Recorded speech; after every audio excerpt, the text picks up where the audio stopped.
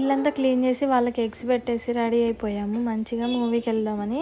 ఇంకా ఆటో వచ్చేసింది. గబగబు పరిగెట్టుకుంటూ వెళ్ళాము. ఈ ఆటో వేడి మీద ఎంత కోపం వచ్చిందంటే నాకు మామూలు కోపం రాలేదు. అస్సలు ఫాస్ట్గా నడుపుతున్నాడు. కన్నయ్య ఏమో ముందుకు పడిపోతున్నాడు. నేను ఒక్కదాన్నే ఉన్నాను కదా, పట్టుకోవడానికి బ్యాగ్ ఉంది.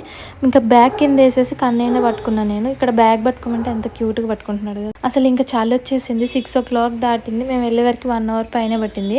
గాలికి నాకు వచ్చిన హెడ్ ఏక్ వీడియో కూడా పెట్టలేదు నేను నిన్న కదా. దానికి అసలు ఫుల్ హెడ్ ఏక్ వచ్చేసింది.